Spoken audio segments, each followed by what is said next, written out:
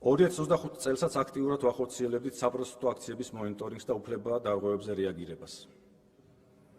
ანგარიშის წარმოდგენის დროისთვის სახალხო დამცველის წარმომადგენლებს მონახულებული ჰყავდათ აქციაზე დაკავებული ჯამში 573 პირი, რომელთაგან სავარაუდო არასადოდო მოპყრობაზე მიუთითებდა 302, დაკავებული დაზიანებები აღენიშნებოდა 194 პირს.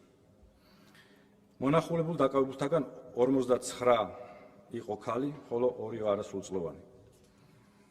2025 წლის 1 მარტამდე მდგომარეობით საპროტესტო აქციების მონიტორინგისას გამოვლენილი უფლება დარღვევების თაობაზე დეტალური ინფორმაცია ასახულია ჩემს 2024 წლის საპარლამენტო ანგარიში.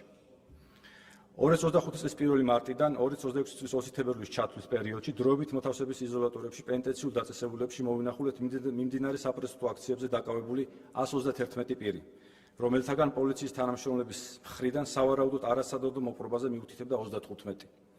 დაზიანებები აღენიშნებოდა 17 დაკავებულს. სავარაუდო არასადოდო მოპყრობის საკითხის შესწავლის მოთხოვნით მოგმართა 27 დაკავებულმა, შესაბამისად აღნიშნულ თაობაზე რეაგირების მიზნით მიმართეთ საგამოძიებო უწყებებს. უნდა აღინიშნოს, რომ 2025 წელს მიმდინარე საპროტესტო აქციებზე 2024 წელთან შედარებით აქტივისტთა რაოდენობებისა და აქციის მონაწილეთა მიმართ სავარაუდო არასათანადო მოპყრობის ფაქტების რაოდენობა შემცირებულია, რაც მნიშვნელოვნად არის დაკავშირებული აქციების მასშტაბურობის შემცირებასთან. ამის მიუხედავად არაერთი დაკავებული პირი მიუთითებდა მის მიმართ არასადოვანადო, მათ შორის დამამცირებელი მოპყრობის ფაქტზე.